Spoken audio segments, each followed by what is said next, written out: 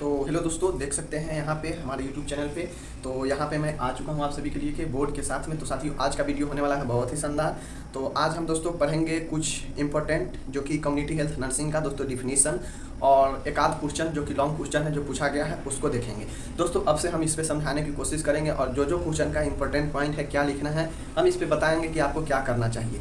तो चलिए करते हैं शुरू बिना किसी देरी किए हुए। तो साथियों, सबसे पहला जो बात आता है डिफिनीसन में, वो कुछ डिफिनीसन है जो कि पूछा गया है। तो चलिए हम आपको बता देते हैं। साथियों, स्वास्थ्य है सबसे पहले एक कम्युनिटी हेल्थ नर्सिंग का है, आप लोग समझ लीजिए दोस्तों। स्वास्थ्य है, अब कहता है दोस्तों कि स्वास्थ्य होता क्या है। जैसे स्वास्थ्य है, ये दोस्तों स्वास्थ्य है जिसको हम लोग क्या कहते हैं, हेल्थ कहते हैं। तो हेल्थ होता क्या है दोस्तों, हेल्थ। तो हेल्थ का बहुत लोग स्वास्थ्य का मतलब ये समझते होंगे कि बीमारियों से छुटकारा पाना, मतलब स्वस्थ रहना ही हेल्थ कहलाता है। तो दोस्तों ऐसा बिल्कुल नहीं है। WHO ने ये कहा है कि हेल्थ का मतलब होता है कि आप रोग से तो मुक्त रहें ही, साथ ही आप सामाजिक तौर पे अपने जो है मानसिक रूप पे, सामाजिक रूप पे भी स्वस्थ होना बहुत ज़रूरी है। तभी एक स्वास्थ्य का दोस्तों जो है परफेक्ट परिभाषा बनता है। तो आप कैसे लिख सकते हैं स्वास्थ्य का, तो WHO के अनुसार स्वास्थ्य एक मानसिक सामाजिक विकास है, ना कि केवल रोग और रोगों का पहचानना ही स्वास्थ्य कहलाता है। आप लोग समझ गए। अब दोस्तों दूसरा आता है सामुदायिक स्वास्थ्य। सामुदायिक स्वास्थ्य क्या होता है, कम्युनिटी हेल्थ क्या होता है दोस्तों, कम्युनिटी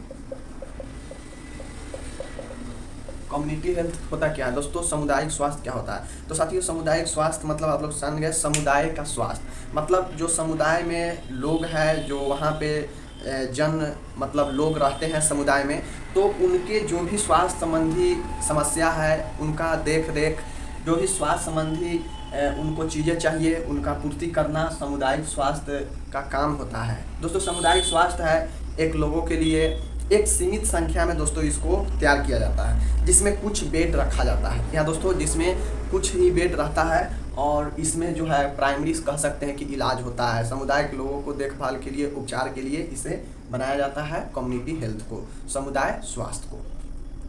अब दोस्तों तीसरा है, हम लोग देख सकते हैं सामुदायिक स्वास्थ्य नर्स। दोस्तों सामुदायिक स्वास्थ्य नर्स होता क्या है, जैसे यहाँ पे देख सकते हैं सामुदायिक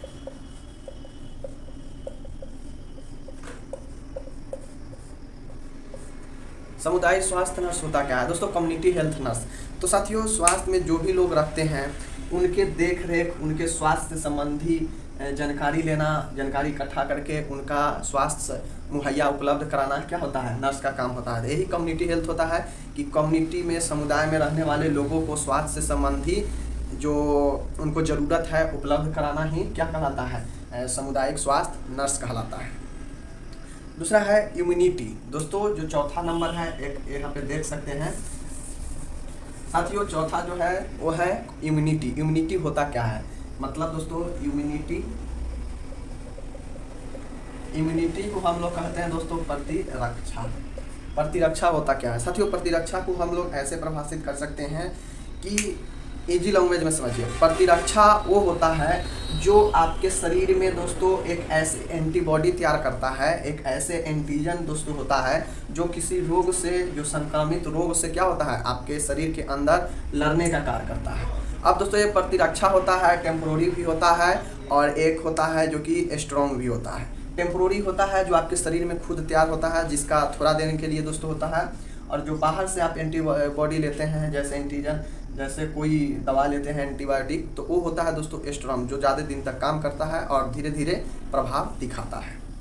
तो ये होता है दोस्तों प्रतिरक्षा। अब प्रतिरक्षा का मतलब हम लोग समझ लेते हैं कि वह शरीर को एक रोग मुक्त बनाने के लिए दोस्तों, संक्रमण से लड़ने के लिए ऐसे एंटीबॉडी दिया जाता है, ऐसे एंटीजन तैयार किया जाता है जो शरीर में हुए संक्रमण से लड़ने का कार्य करता है, जो आपके शरीर में रोग प्रतिरोधक क्षमता को क्या करेगा, बढ़ाता है, जिससे रोग से लड़ने का काम कौन करता है, हमारा बॉडी करता है। यही प्रतिरक्षा, इम्यूनिटी जो तैयार होता है, तो यही होता है प्रतिरक्षा। अब साथियों प्रतिरक्षा के बाद यहाँ पे हम देखते हैं उसका बाद है इम्यूनाइजेशन। दोस्तों पांचवा है इम्यूनाइजेशन। इम्यूनाइजेशन है, इसको हम लोग कहते हैं प्रतिक्षरण, इसको हम लोग कहते हैं प्रतिक्षरण। दोस्तों इम्यूनाइजेशन आप लोग देखे होंगे कि आप लोग कहीं जाते हैं, किसी हॉस्पिटल में कुत्ता का बाइट किया हो कुत्ता काटा हो या कुछ भी सांप वगैरह सब कुछ भी काटा हो तो इम्यूनाइजेशन सेंटर में जाते हैं। वो क्या होता है, आपके शरीर में वैक्सीन के थ्रू दोस्तों जो है जो एंटीजन दिया जाता है, एंटीबॉडी दिया जाता है वैक्सीन के थ्रू, वही होता है इम्यूनाइजेशन। जी हाँ दोस्तों, जैसे आप लोग देखे होंगे कोविड में इम्यूनाइजेशन सेंटर बनाया गया था, मतलब वहाँ पे वैक्सीन देने का जो प्रक्रिया है वही दोस्तों इम्यूनाइजेशन होता है। इसके थ्रू, वैक्सीन के थ्रू आपके शरीर के रोग प्रतिरोधक क्षमता को बढ़ाया जाता है एंटीबॉडी देकर, तो यही होता है इम्यूनाइजेशन। तो ये भी समझ गए। अब दोस्तों हम समझते हैं छठा, बहुत इंपॉर्टेंट है, शीत श्रृंखला को दोस्तों 5 नंबर में पूछेगा और डिफिनीशन में भी पूछेगा। तो चलिए हम लोग समझते हैं कि इसको कैसे समझा जाए।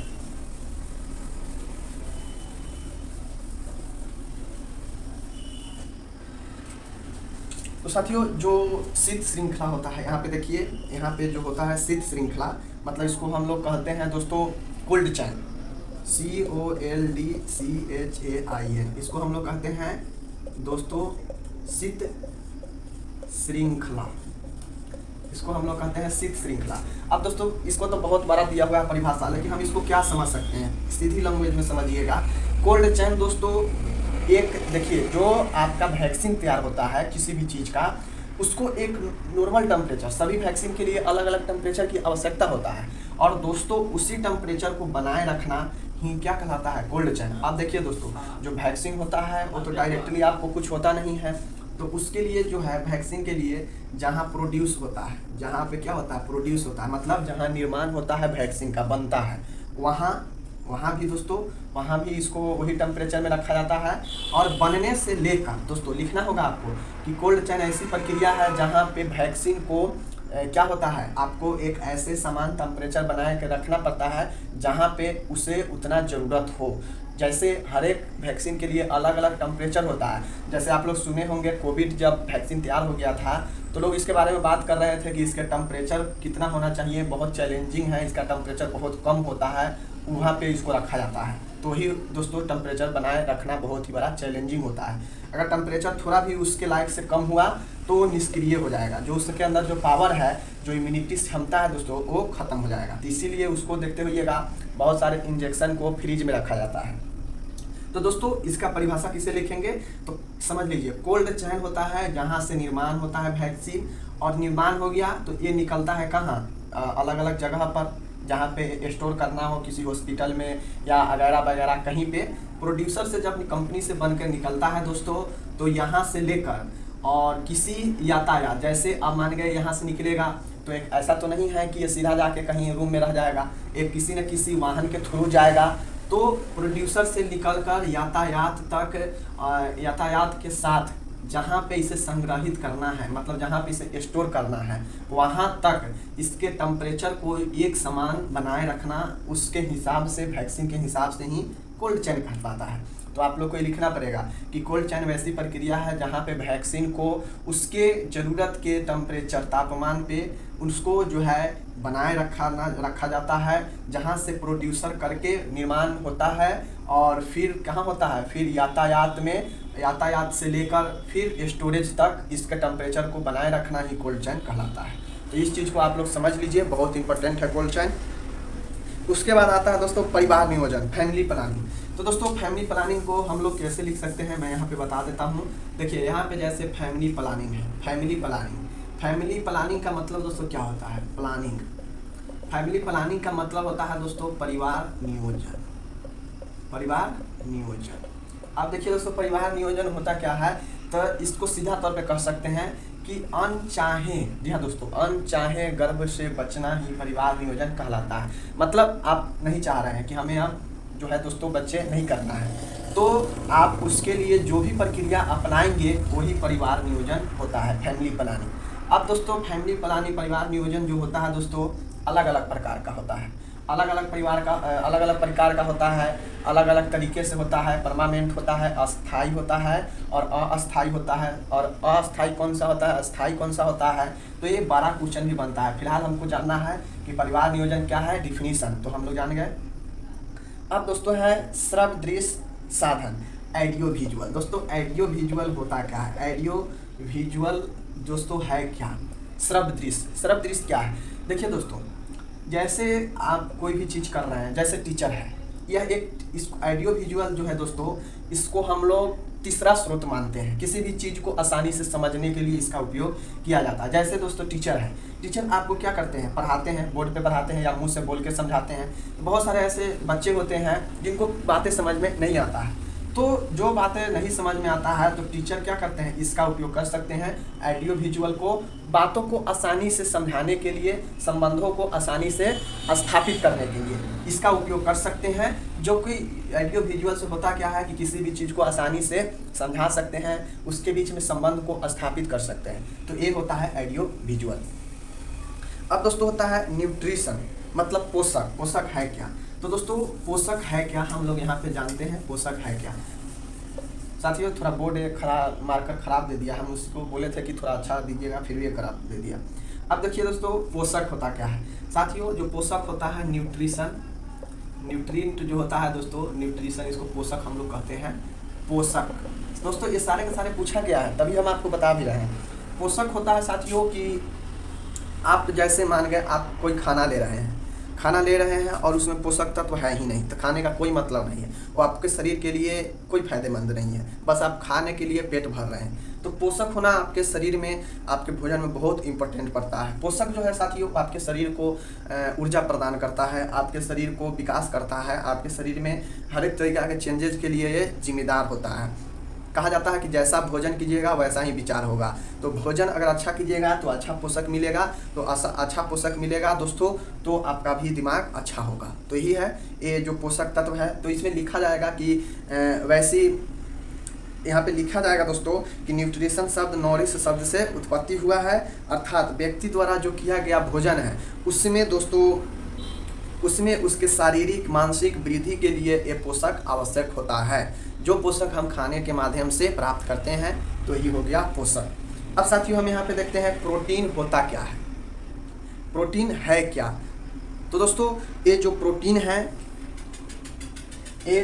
है दोस्तों देखते होइएगा, बच्चे में प्रोटीन के कारण कौन सा बीमारी होता है, वयस्क में प्रोटीन के कारण कौन सा बीमारी होता है, तो आप लोग समझते हैं दोस्तों। ये जो प्रोटीन होता है तो कहता है सर्वप्रथम मुल्डर द्वारा प्रोटीन को लाया गया 1838 में। इस बात को आप लोग ध्यान में रखिएगा। कहता है साथियों कि मुल्डर द्वारा जंतुओं और वनस्पतियों में उपस्थित नाइट्रोजन बहुत जैविक पदार्थों को प्रोटीन का नाम दिया गया। पहले जो मुल्डर द्वारा है दोस्तों, जंतु या वनस्पतियों में जो नाइट्रोजन उपस्थित होता था, मुल्डर उसी को ही प्रोटीन नाम दिया। तो इस बात को आप लोग समझिए। मनुष्य के शरीर में लगभग 20% भाग प्रोटीन होता है। दोस्तों आपके शरीर में लगभग कितने 20% जो भाग है वो प्रोटीन होता है, इस चीज़ को ध्यान में रखिएगा। और दोस्तों कहता है कि जीवन की प्रक्रियाओं के लिए बहुत आवश्यक तत्व है। प्रोटीन एक प्रकार के कोलाइड होते हैं, अर्थात ये विलयक में घुलते हैं, लेकिन फिर भी क्या है अत्यंत जो है सूक्ष्म कणों के रूप में उपस्थित होते हैं। देखिए दोस्तों प्रोटीन जो है आपके शरीर के लिए बहुत ही इम्पोर्टेंट है। शरीर में आपको क्या करेगा, ये बहुत ही आपके जितने भी शारीरिक विकास है दोस्तों, प्रोटीन पर आपको बहुत ज़्यादा भी निर्भर करता है। ये मतलब सीधा समझिए कि यह एक आवश्यक तत्व है जो आपके शरीर के आगे बढ़ाने के लिए बहुत ही मदद करता है। शरीर के 20% भाग लगभग प्रोटीन ही होता है। मुल्डर के द्वारा नाइट्रोजन वनस्पति और जंतु में जो नाइट्रोजन होता था उसको ही ये प्रोटीन नाम दिया, लेकिन प्रोटीन का जो वास्तविक होता है साथियों वो शरीर को एक आवश्यक जो है वो खनिज ये सब प्राप्त कराना। तो आप लोग समझ गए होंगे। तो दोस्तों हम लोग यहाँ पे देख लिए हैं 10 डिफिनीशन देख चुके हैं। तो अब चलते हैं लॉन्ग क्वेश्चन की तरफ। एक दो क्वेश्चन लॉन्ग देख लेते हैं ताकि आपको दोस्तों शॉर्ट क्वेश्चन के साथ लॉन्ग क्वेश्चन भी चलते रहे। तो चलिए चलते हैं, करते हैं। चलता हूँ आप सभी को लॉन्ग क्वेश्चन की तरफ, जो कि पूछा गया क्वेश्चन है कम्युनिटी हेल्थ नर्सिंग में। दोस्तों हम रैंडम क्वेश्चन करेंगे, आप लोगों को समझते जाना है, लेकिन आप लोग याद रखिएगा वही क्वेश्चन पूछेंगे जो पिछले 10 साल में दोस्तों पूछा गया है, वही क्वेश्चन हम लोग यहाँ पे करेंगे। अब दोस्तों हम तो यहाँ पे आपको लिख के बता नहीं पाएंगे, लेकिन हम आपको क्वेश्चन का जो मोटिव है, जो लॉन्ग क्वेश्चन में होना चाहिए, वो चीज़ बता दूंगा और आपको बताऊंगा कि ऐसे ऐसे लिखना है, आप लोग समझ जाइएगा।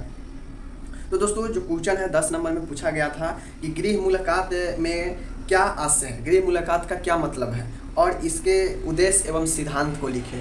जो दोस्तों होम विजिटिंग होता है, जो होम विजिटिंग होता है इसका क्या उद्देश्य है, इसका क्या मतलब है गृह मुलाकात।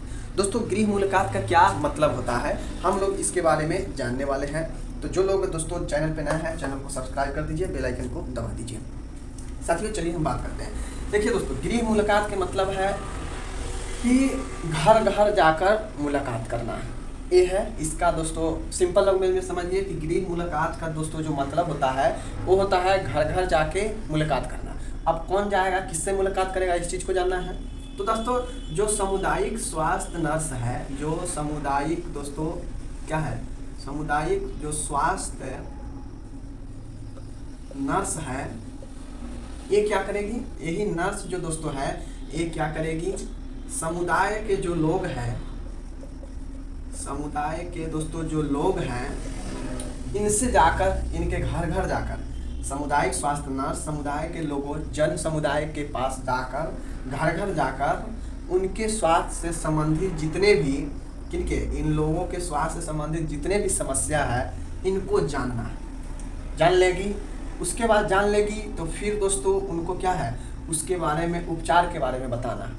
जैसे कोई लोग के पास गई घर और वो पूछी कि आपको क्या दिक्कत है, क्या होता है ना होता है, तो वो पूछ ली, अब जान ली, अब लोग बताएगा कि हमको ये चीज़ होता है, लोग बता दिया तो दोस्तों, लोग बता दिया तो अब क्या होगा, उपचार होगा। अब नर्स सोचेगी कि भाई इसको ये प्रॉब्लम है तो इसको उपचार कैसे दिया जाए। तो वही होता है गृह मुलाकात में कि गृह मुलाकात एक ऐसी प्रक्रिया है जहां सामुदायिक स्वास्थ्य नर्स द्वारा जन समुदाय के घर जा जाकर, मतलब समुदाय में जो लोग हैं उनके घर जा जाकर क्या है, उनके स्वास्थ्य से संबंधित हर एक चीज़ को जानना और उनका समाधान बताना, दिशा निर्देश देना, उपचार करवाना, करना में सहायता करना ही क्या है, होम विजिटिंग कहलाता है। तो दोस्तों ये तो हो गया होम विजिटिंग। अब हमसे पूछता है कि उसका उद्देश्य क्या होता है।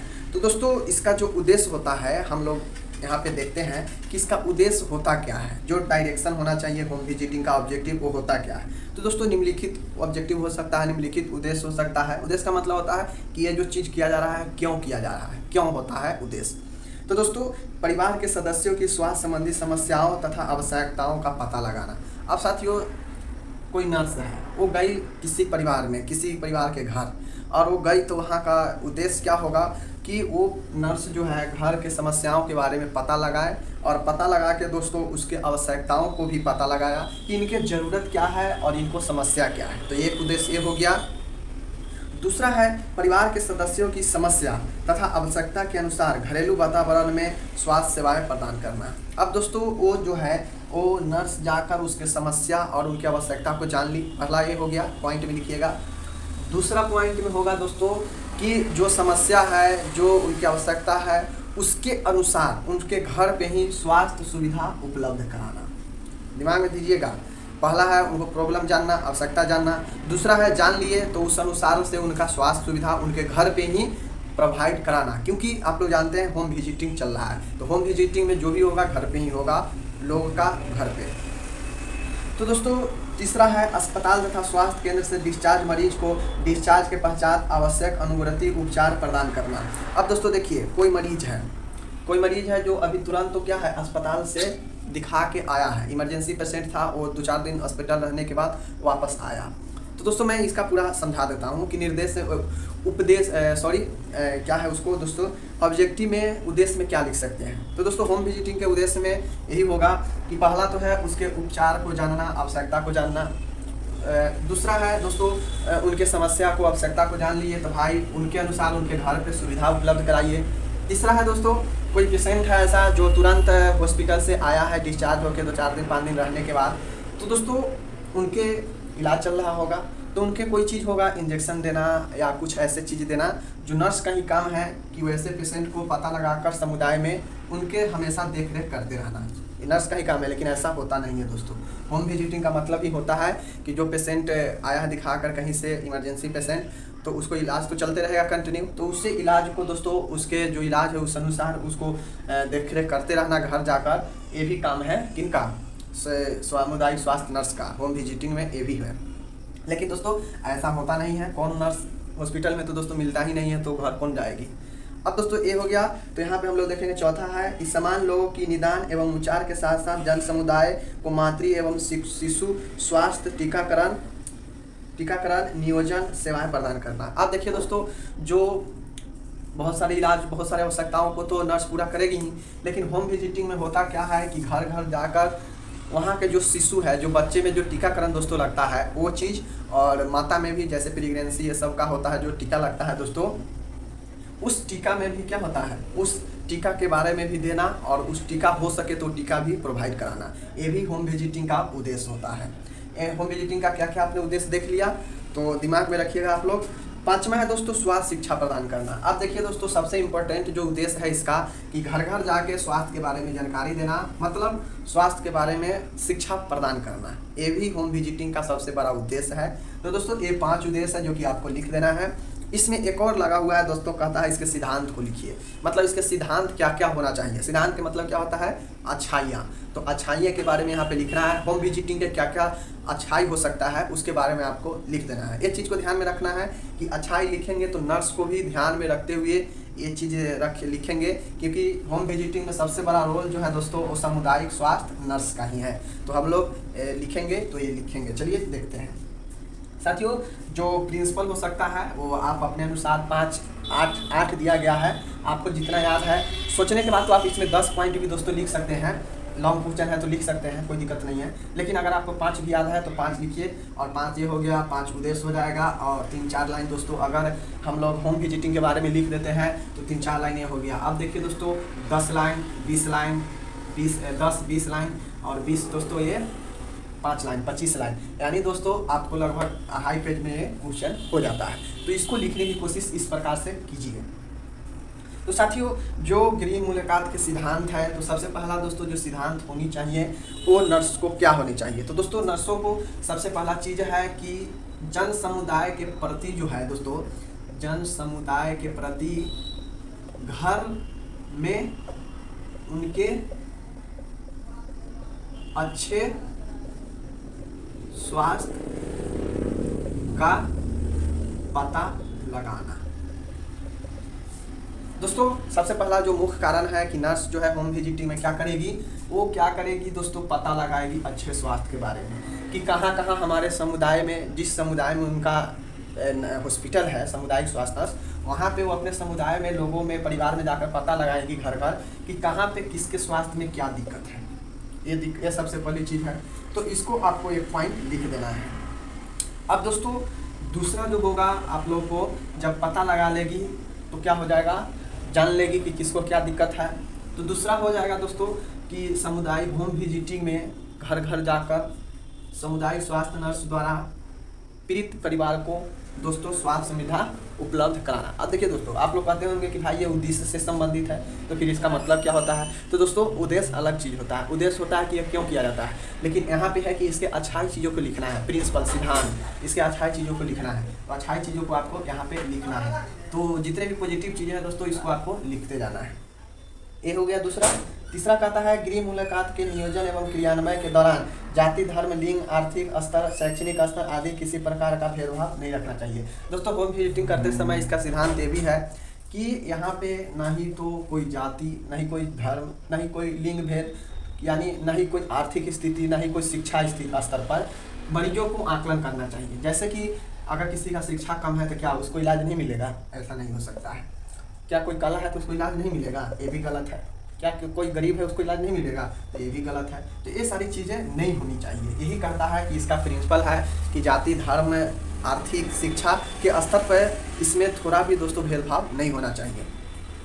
चौथा है कहता है गृह मुलाकात के समय सामुदायिक स्वास्थ्य नर्स द्वारा समुदाय तथा परिवार के बारे में जानकारी एकत्र करना, अर्थात परिवार के आकार, समान आय, धर्म, रीति रिवाज। मतलब देखिए दोस्तों होम विजिटिंग करते समय नर्स को चाहिए कि जो सिद्धांत बता रहे हैं कि परिवार के समुदाय में, परिवार के बारे में, जिस परिवार में भी गई है वहाँ पे सभी चीज़, उस परिवार के बारे में हर एक डिटेल होना चाहिए, हर एक डिटेल होना चाहिए। जी हाँ दोस्तों, डिटेल मतलब उनके कितने परिवार में कितने सदस्य हैं, कितने महिला हैं, कितने पुरुष हैं, कितने बच्चे हैं, कितने वयस्क हैं, कितने बूढ़े हैं, कितने, मतलब उनका रीति रिवाज क्या है, हर एक चीज़ के बारे में उन्हें जान लेना। क्योंकि आप लोग जानते हैं कि मानसिक रूप से भी लोग बीमार होते हैं, तो मानसिक रूप से छुटकारा देने के लिए उनके रीति रिवाज के अनुसार ही चलना पड़ता है। तो ये चीज़ को भी आप लोग को ध्यान में देना होगा। तो ये हो गया दोस्तों चौथा निर्देश सिद्धांत।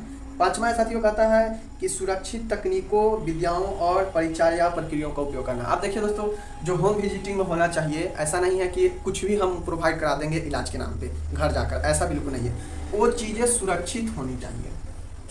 जो भी हम उपलब्ध करा रहे हैं जन समुदाय के लोगों को होम विजिटिंग में, जो भी सुविधा, वो सुरक्षित होना चाहिए। और परिचर्या का जो नियम है, जो नर्स का नियम है, वैसे उसके अनुसार होना चाहिए।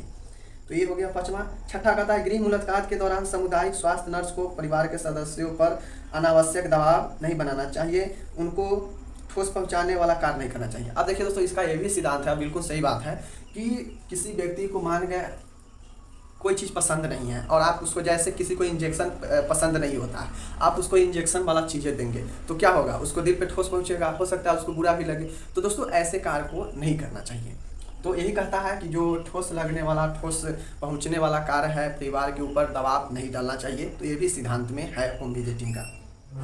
छठा है दोस्तों, यहाँ पे हो गया। सातवां कहना गृह मुलाकात सामुदायिक स्वास्थ्य नर्स के परिवार के सदस्यों को स्वास्थ्य शिक्षा प्रदान करने का सुनहरा अवसर प्रदान करती है, अतः उसे परिवार के सदस्यों को उसकी आवश्यकता शिक्षा प्रदान करना चाहिए।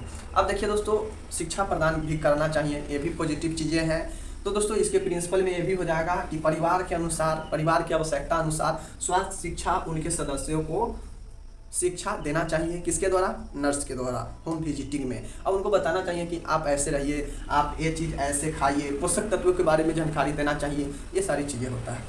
गृह मुलाकात की उचित रिकॉर्ड एवं रिपोर्टिंग होनी चाहिए। अब देखिए दोस्तों, मैंने जितना भी चीज़ आपको बताया, क्या क्या मैंने बताया, कि परिवार पर दबाव नहीं डालना चाहिए, एक अलग पॉइंट है। दूसरा है कि उनके सारे स्थिति के बारे में जानना चाहिए परिवार के। तीसरा है कि इसमें जाति, धर्म, लिंग भेद के आधार पे आप इस पर डिसाइड नहीं कर सकते हैं, तो ये भी है। और हमने क्या बताया कि उद्देश्य स्पष्ट होना चाहिए, क्लियर होना चाहिए कि आप उस परिवार में होम विजिटिंग कर रहे हैं और जो आप कर रहे हैं तो क्यों कर रहे हैं, उसका एक उद्देश्य जो है, मोटो जो है, वो क्लियर होना चाहिए। तो यही चीज़ें हैं। उसका दोस्तों एक अलग है कि रिकॉर्ड जो भी आप होम विजिटिंग में किए हैं उसका दोस्तों आप एक रिकॉर्ड रखिए, क्योंकि हो सकता है आपसे मांगा जाए आगे कि भाई आपने क्या काम किया है, आपने कहाँ कहाँ गई है, परिवार में कौन कौन से परिवार में गई हैं। परिवारों की स्थिति, परिवारों को आकलन के लिए रिकॉर्ड बुक होना बहुत ज़रूरी है। तो ये सारे चीज़ होता है। तो दोस्तों ये हो गया आपका यहाँ पे क्या चीज़, प्रिंसिपल ऑफ होम विजिटिंग। उद्देश्य भी देख लिए, होम विजिटिंग भी देख लिए। तो ये लॉन्ग क्वेश्चन एक जो पूछा गया था 2-3 साल, वो कंप्लीट होता है यहाँ पे। और बाकी जो लोग को समझ में नहीं आया कमेंट कर सकते हैं। बाकी हम अपने लैंग्वेज में समझाने की कोशिश किए हैं। लिखना आपका दोस्तों काम है। ये सारे के सारे जो भी उद्देश्य वाला होता है, सिद्धांत वाला होता है, महत्व वाला होता है, कोशिश कीजिए कि उसके पॉइंट में लिखे।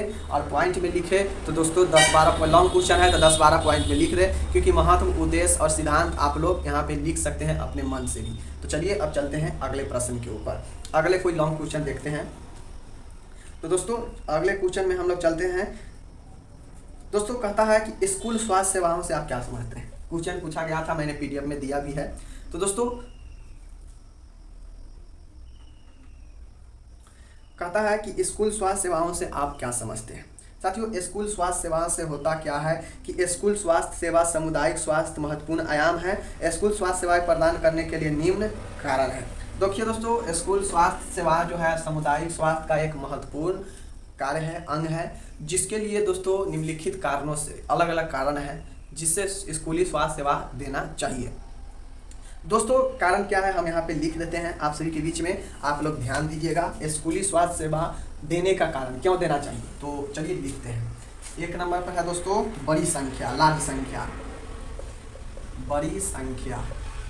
स्कूली स्वास्थ्य देने का कारण वृद्धि और विकास का समय। दूसरा है वृद्धि और विकास का समय, ये हो गया। तीसरा है रोगों का शीघ्र पहचान, रोगों का शीघ्र पहचान, ये हो गया। चौथा है समूह में रहना, समूह में रहना। पांचवा है नियंत्रित जनसंख्या, नियंत्रित जनसंख्या। छठा है शिक्षा के अवसर। छठा दोस्तों यहाँ पे लिख देते हैं शिक्षा का अवसर। दोस्तों, स्कूल स्वास्थ्य सेवा सामुदायिक स्वास्थ्य का महत्वपूर्ण आयाम है। स्कूल से स्वास्थ्य सेवाएं प्रदान करने के निम्न कारण। देखिए दोस्तों, स्कूली स्वास्थ्य सेवा क्यों प्रदान किया जाता है, आपको लिखना पड़ेगा कि क्वेश्चन था कि स्कूली स्वास्थ्य सेवाओं से आप क्या समझते हैं। तो क्या समझते हैं, तो ये सब लिखना पड़ेगा कि क्या कारण से आप स्कूली स्वास्थ्य सेवा देता है, तो ये चीज़ लिखना है। 10 नंबर का क्वेश्चन पूछा गया था, इसमें और क्वेश्चन है, आप लोग को मैं बताऊंगा, पहले इस क्वेश्चन को समझ लीजिए।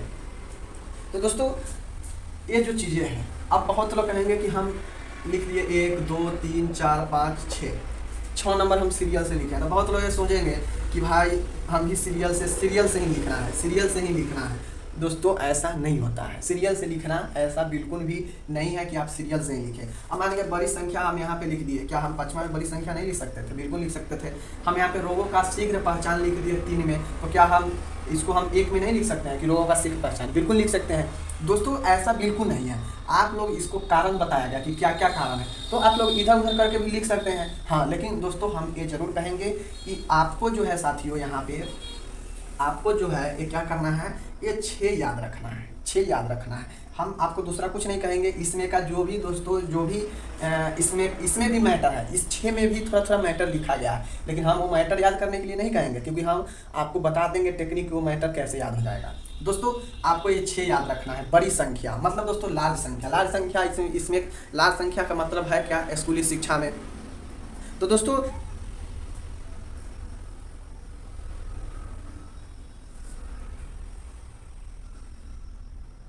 देखिए दोस्तों, बड़ी संख्या। अब जो स्कूल के लड़के हैं जो पढ़ते हैं दोस्तों 5 से या 4-5 से मान लीजिए 14-15 तक स्कूल में रहने का एज होता है, तो ये 5 से जो 14 साल का बच्चे हैं, इसके संख्या क्या है, बहुत ज़्यादा है। इसलिए ये क्या है, स्कूली शिक्षा इनको जरूरी है कि स्कूल में शिक्षा इनको मुहैया कराया जाए सामुदायिक स्वास्थ्य नर्स द्वारा। तो बड़ी संख्या का तो मतलब ये हो गया।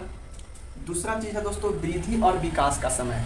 वृद्धि और विकास का समय, आप देखिए दोस्तों, जो बच्चा होता है स्कूली बच्चा, स्कूल में जो स्कूली एज होता है दोस्तों, वहीं पे क्या है, उनके विकास और वृद्धि का समय होता है। स्कूल टाइम में ही बच्चे में मानसिक शारीरिक रूप से दोस्तों विकास होता है। तो इसलिए स्वास्थ्य जो नर्स है, इनको चाहिए कि इनको देख रेख भी करते रहें स्कूली स्वास्थ्य के अनुसार।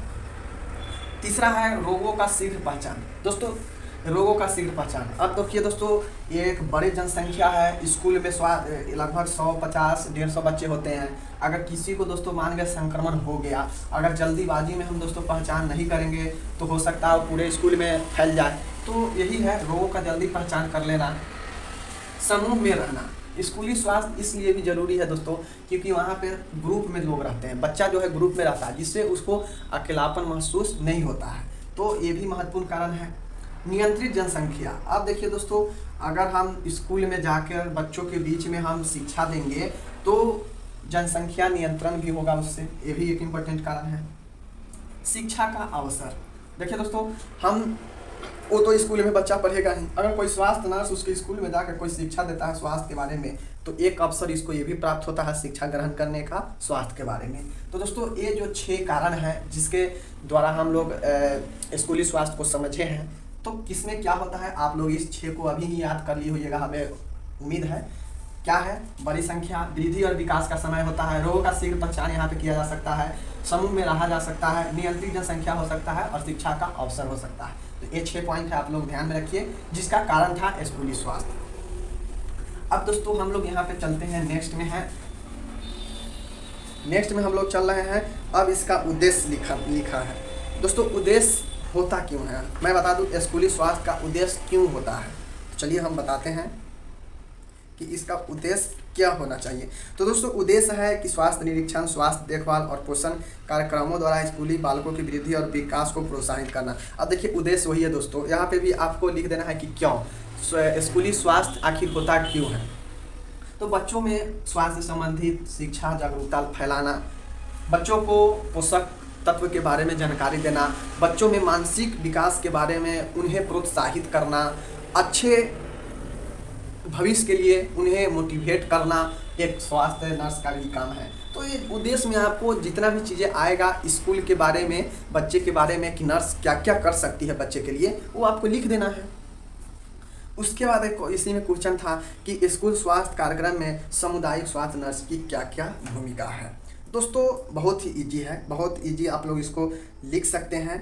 तो आपको इसको लिखना है दोस्तों, हम बता देते हैं क्या क्या लिखना है। मतलब स्कूली स्वास्थ्य में नर्स का क्या क्या भूमिका हो सकता है, मतलब स्कूल में जाकर बच्चों के बीच में नर्स क्या क्या कर सकती है, उस चीज़ को बारे में लिखाना है। तो दोस्तों सबसे पहला आप लोग जान लीजिए कि स्वास्थ्य का मूल्यांकन, नर्स जो है स्कूल में जाकर बच्चों का स्वास्थ्य का मूल्यांकन करेगी, बच्चों के बारे में पता करेगी कि ये कौन से बच्चे को क्या दिक्कत है, कौन से बच्चे कैसा स्थिति में है। तो ये हो गया आकलन, तो आप लोग आराम से लिख लेंगे स्वास्थ्य आकलन। यहाँ पे महत्वपूर्ण स्कूली शिक्षा में नर्स का भूमिका जो होगा महत्वपूर्ण होगा, उसको आप लोग पॉइंट में लिख लेंगे। पहला स्वास्थ्य मूल्यांकन। स्वास्थ्य मूल्यांकन में दोस्तों होता क्या है कि स्कूल में जाकर नर्स द्वारा बच्चों का हाल जानना उनके बारे में, और उसके अनुसार उनको ट्रीटमेंट करना अगर किसी को प्रॉब्लम हो तो। ये हो गया साथियों। अब देखिए दोस्तों होता है दूसरा है उपचार और अनुवर्तन। मतलब अब मूल्यांकन जान गया दोस्तों कि किसको क्या दिक्कत है, आकलन कर लिए, मूल्यांकन कर लिए, तो अब हमको दोस्तों उपचार कराना होगा। अगर किसी बच्चे में कोई दिक्कत है तो उसको उपचार हम देंगे। तो उपचार में क्या लिखेंगे कि किसी भी स्कूली में बच्चे ऐसे हैं जिनको मानसिक तौर पे या कोई भी ऐसा विकार हो, उसके बारे में उपचार देना इनको काम है नर्स का। तीसरा है प्रतिक्षरण, इम्यूनाइजेशन। अब देखिए दोस्तों बहुत सारे बच्चे होते हैं जो 5 से लेके और 14 तक होते हैं। अब दोस्तों आप जानते हैं कि यहाँ पे 5 से 10 साल, 8 साल, 3 साल तक के बच्चों को क्या होता है, इम्यूनाइजेशन, टीकाकरण दिया जाता है। तो वही स्कूल में ज़्यादा कर नर्सों का काम है कि टीकाकरण दें। तो इम्यूनाइजेशन इसका हो गया 1 पॉइंट, तो 3 पॉइंट हो गया। हम महत्व लिख रहे हैं, भूमिका लिख रहे हैं स्कूली स्वास्थ्य में नर्स का भूमिका, इस चीज़ को ध्यान में रखिए। चौथा है स्कूल स्वच्छता। अब देखिए दोस्तों नर्स जाएगी तो स्वास्थ्य में एक बहुत बड़ा इंपॉर्टेंट भूमिका है स्वच्छता का। तो दोस्तों बच्चा है तो बच्चों को तो सब चीज़ बताना होगा, तो नर्स ये भी बताएगी, कितना भी स्कूल में बताया जाता हो, लेकिन नर्स का भी काम है दोस्तों कि वो बच्चों में बताए स्कूली स्वच्छता के बारे में, कि स्कूल में आप कैसे स्वच्छ रह सकते हैं, बच्चों को ये भी बताना होगा। 5वां है दोस्तों पोषण सेवा। अब देखिए दोस्तों बच्चा है तो वो बेचारे को तो कुछ समझ में नहीं है कि भाई कौन से खाना से क्या दिक्कत होगा नहीं होगा, लेकिन उनको जो नर्स है उनको जाकर बच्चों के बीचों में जिस भी तरीक़ा से समझे, चाहे वो दोस्तों फ्लैश बोर्ड से समझे, चाहे वो डिजिटल मोड में समझे, किसी भी तरीक़ा से उनको पोषण के बारे में समझाना चाहिए कि हाँ बच्चे ये खाने से ये चीज़ होता है, इस प्रकार के खाने लीजिए, ऐसे डाइटरी लीजिए। तो नर्स का ये भी काम है कि पोषण को करना। तो ये हो गया दोस्तों 5वां पॉइंट। दोस्तों उसके बाद है छठा है फर्स्ट एड। दोस्तों छठा है नर्स जाएगी। अब देखिए दोस्तों नर्स जाएगी, स्कूल में बच्चे खेल रहा है, टूट फूट हो गया, तो वहाँ पे शिक्षक भी रहते हैं, तो फर्स्ट एड के बारे में भी बताएगी कि अगर किसी को ऐसा प्रॉब्लम आ जाता है अचानक, तो जो सबसे पहला काम करना चाहिए फर्स्ट एड में क्या करना चाहिए, तो उसके बारे में भी बच्चों को जानकारी देना, ये भी काम है। तो फर्स्ट एड इसका स्टेप है छठा।